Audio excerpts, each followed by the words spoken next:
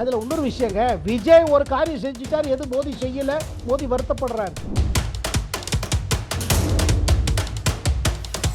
ஆனா அவங்க என்ன நினைச்சாங்க, ஒரு தப்பு பண்ணிட்டாங்க. வந்த பிறகு நம்ம சரி மூடி மறைச்சு எதை அப்படியே ஓட்டிடலாம். பள்ளம் நல்ல பள்ளம் குழி தோண்டிட்டு போனாங்க. ஆனா குழி எவ்வளவு ஆழங்கிறது எனக்கு ஆட்சிக்கு வந்தப்புறம் தான் தெரிஞ்சுது. அந்த தப்பை விஜய் செய்ய விரும்பல. அண்ணாமலை பாத்தீங்கன்னா லைன் மாறியாச்சு. இதை இது அதிர்ச்சி ஆறாங்க பல பேர். என்ன இப்படி அண்ணாமலை டியூனை மாத்திட்டார்? எனக்கு அதிர்ச்சியா இல்லை. இவர் அண்ணாமலை வீதி லீடர் சொன்ன உடனே அவங்க திருப்பி அனௌன்ஸ் பண்றாங்க, நாங்க திருப்பி ஆரம்பிச்சிட்டோம். அது ஒரு விதத்தில் ஒரு மெசேஜ் தானே. ஆனா ஒண்ணுங்க, விஜய் பொறுமையா எல்லாத்தையும் புரிஞ்சுக்கிறார். ஏன்னா இன்னும் திமுக தலைமை என்ன நடக்குதுன்னா, எப்படியாவது வீழ்த்திடலாம், மறைக்கிறதுக்காக பண்ணல, இதை வெளியில சொல்லிட்டீங்க. இந்த மாடல் எனக்கு எம்ஜிஆர் மாடல் மாதிரி இருக்குது. உங்களுக்கு 77ல எம்ஜிஆர் முதல்வரான பிறகு இந்த மாதிரி தான் அவர் பார்த்தார்.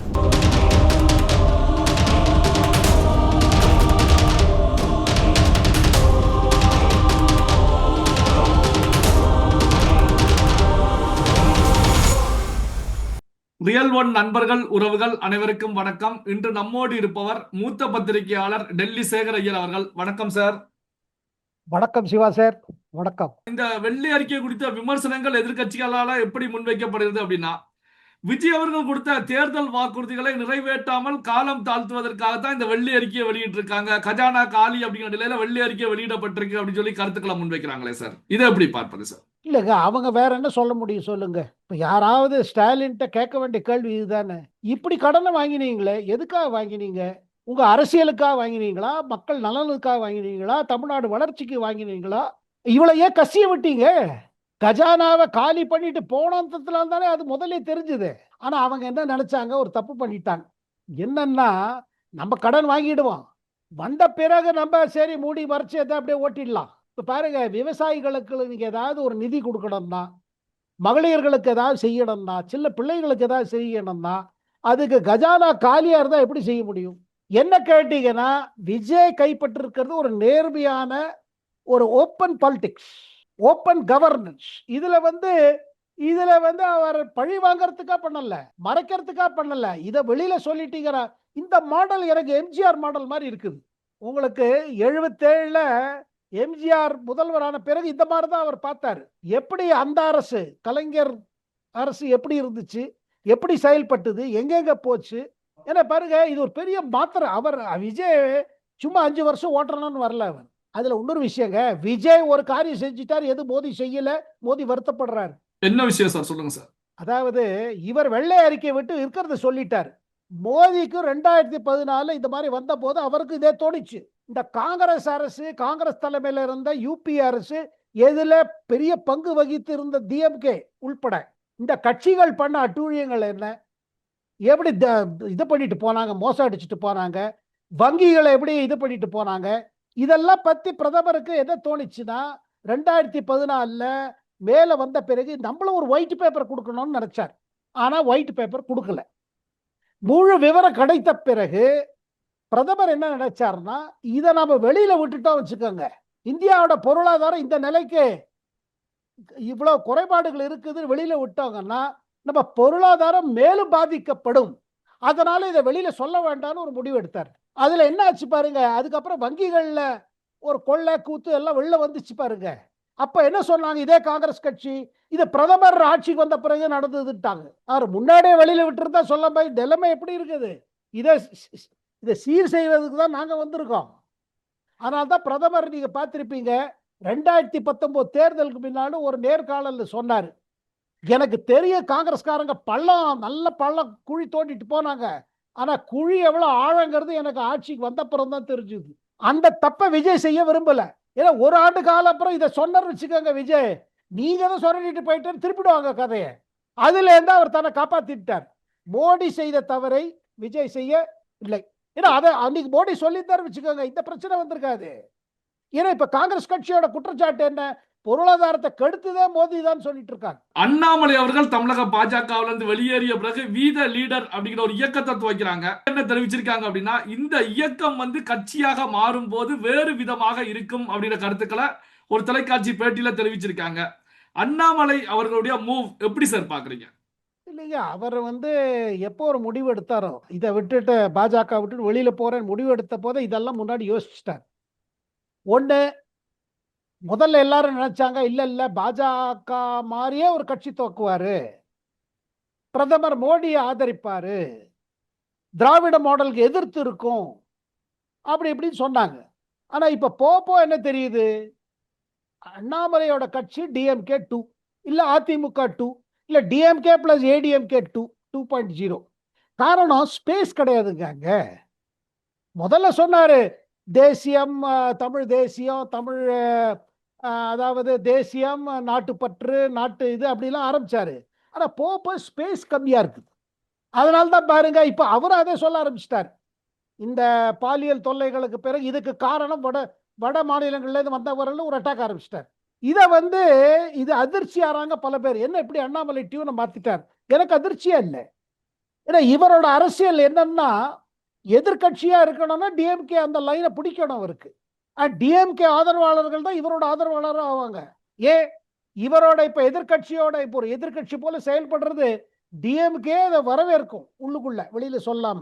ஆகையால் இவர் கட்சி தயார் பண்ணிட்டு தான் ஆரம்பிச்சாரு. அந்த மூவ்மெண்ட்டுங்கிறது சும்மா இளைஞர்கள் அட்ராக்ட் பண்ண.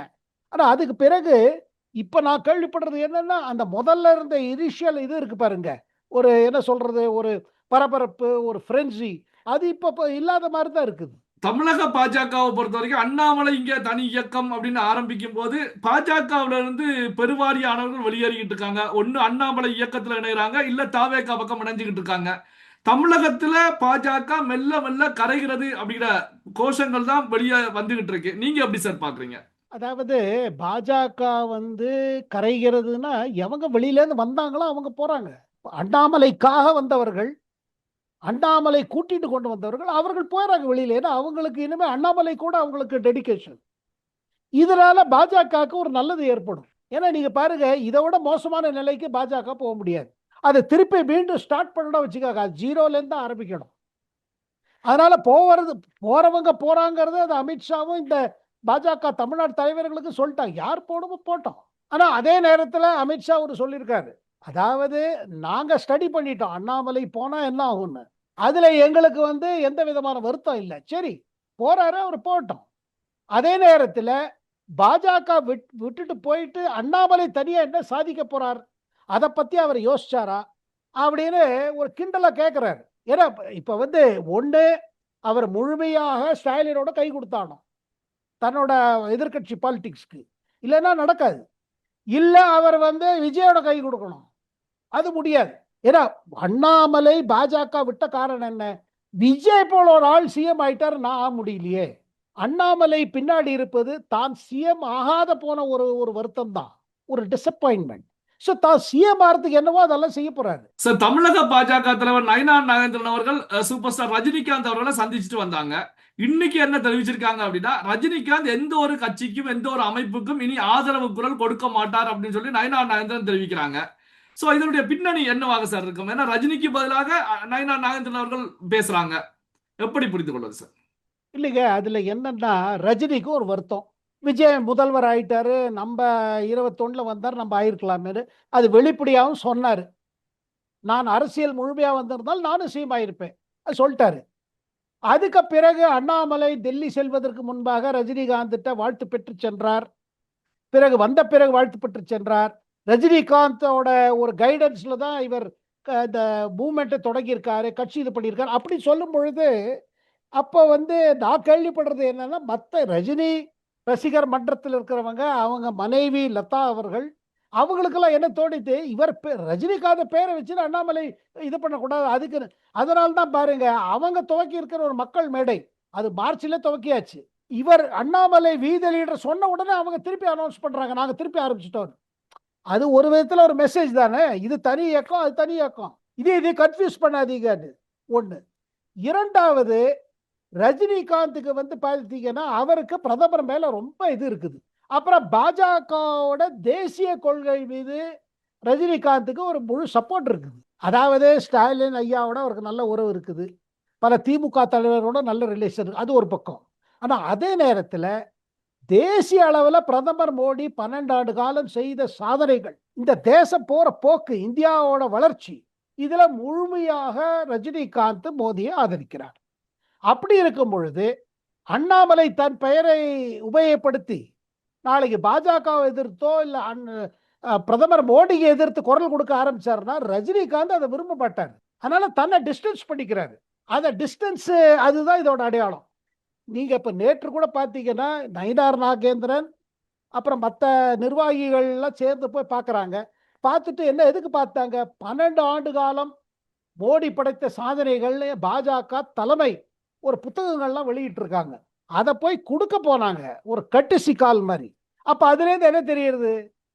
ரஜினிகாந்த் முழுமையாக கொள்கை அளவில் பார்த்தீங்கன்னா பாஜகவோட தேசிய கொள்கையை முழுமையாக ஆதரிக்கிறார். அவரோட personal support is for prime minister. But Annamalai line மாறிட்டு இருக்கு. அண்ணாமலை பார்த்தீங்கன்னா லைன் மாறியாச்சு. அதுல அந்த லைன் மாறின அண்ணாமலையோட ரஜினிகாந்த் தன்னை அசோசியேட் பண்ண விரும்ப மாட்டார். ஏன்னா அவர் முழுமையா அரசியல் இல்லை.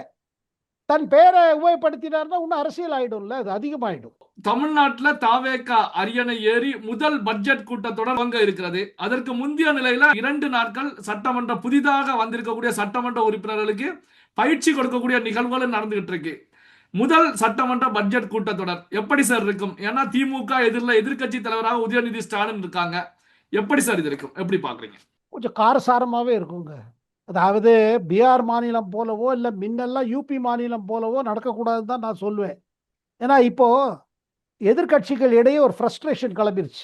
அதே நேரத்தில் பெரும்பாலான தவக உறுப்பினர்கள்லாம் பார்த்தீங்கன்னா சட்டசபை உறுப்பினர்கள்லாம் புதுசு. அதனால அவங்களுக்கு கட்டாயமாக ஒரு ட்ரைனிங் தேவை. சட்டசபையில் எப்படி நடந்துக்கணும், சட்டசபையில் எப்படி பேசணும், சட்டசபையில் எப்படி ஒரு கருத்தை வைக்க வேண்டும், அது சட்டசபையோட ரூல்ஸ் இருக்குது, எப்படி ஒரு பர்டிகுலர் இஷ்யூவை எப்படி அதில் எடுத்து வைக்க வேண்டும், இதுக்கெல்லாம் ட்ரைனிங் ஒரு பக்கம். இன்னொரு பக்கம் பாருங்க, இப்போ அமைச்சர்கள் கூட பார்த்தீங்கன்னா பெரிய அவங்களுக்கு அனுபவம் கிடையாது. இப்போ அமைச்சர்களும் பார்த்தீங்கன்னா எல்லாரும் புதுசு. அதனால அவர்களுக்கு ஒரு ட்ரைனிங் தேவை, ஒரு கைடன்ஸ் தேவை. இப்போ இந்த நேரத்தில் பாருங்க, இப்போ திருப்பி திருப்பி சொல்லப்படுறது என்னன்னா, நிதி அமைச்சர் மேரி வில்சன் இந்த வெள்ளை பேப்பர் அறிக்கை வச்சாரு. அதுல பல பேர் விமர்சனம் 2 விதமா இருக்குது. ஒண்ணு என்னன்னா, வில்சன் அது என்ன வெறும் படிக்கிறாரு, ஒரு சரியா ஒரு நிதி அமைச்சர் மாதிரி ஒரு சரியா படிக்கல, இந்த மாதிரி கருத்துக்கள்லாம் வருது. ஏன்னா இப்பதான் ஆரம்பிச்சிருக்காரு, இப்பதான் அவர் ஸ்டார்ட் பண்றாரு. அண்ட் நிதி டிபார்ட்மெண்ட், ஃபைனான்ஸ் டிபார்ட்மெண்ட் பெரிய டிபார்ட்மெண்ட். அது ஒரு தனி கடல், இட்ஸ் ஓஷன். அதை எப்படி சமாளிப்பறோன்னு ஒரு கேள்வி வருது. அப்ப என்ன ஆகும்னா, முழுமையாக இப்ப வில்சன் போல தலைவர்கள் ஃபைனான்ஸ் டிபார்ட்மெண்ட் ஆஃபீஷியல்ஸ் மேல ஒரு டிபெண்ட் பண்ண முடியாது. அப்படி சொல்ல போனா விஜய்க்கும் அந்த ஒரு இது இருக்குது. ஏன்னா முதல் முறையாக ஒரு அரசோட செயல்பாடுகளை புரிஞ்சுக்க ஆரம்பிச்சிருக்காரு. ஆனா ஒண்ணுங்க, விஜய் பொறுமையா எல்லாத்தையும் புரிஞ்சுக்கிறாரு. அதே மாதிரி எல்லா அமைச்சர்களுக்கும் அதான் சொல்லப்படுகிறது.